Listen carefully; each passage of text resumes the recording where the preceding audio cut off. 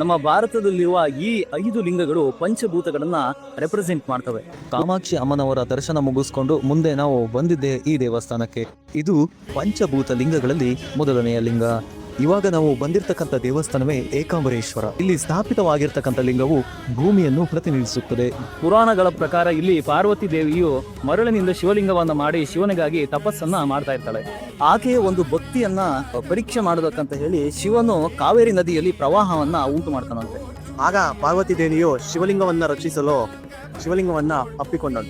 ಶಿವನು ಅವಳ ಭಕ್ತಿಗೆ ಮೆಚ್ಚಿ ಅವಳನ್ನ ವಿವಾಹ ಆಗ್ತಾನೆ.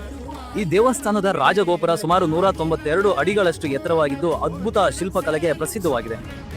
ಈ ಒಂದು ದೇವಸ್ಥಾನದ ಒಳಗಡೆ 100,500 ವರ್ಷಗಳಷ್ಟು ಹಳೆಯದಾದ ಮಾವಿನ ಮರವಿದೆ ಎಂದು ನಂಬಲಾಗಿದೆ.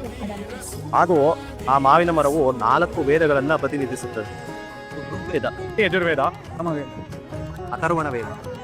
ಹಾಗೂ ಸ್ನೇಹಿತರೆ, ಈ 4 ಕೊಂಬೆಯಲ್ಲಿ ಬಿಡ್ತಕ್ಕಂಥ ಹಣ್ಣು 4 ತರದ ರುಚಿಯನ್ನ ಕೊಡುತ್ತೆ.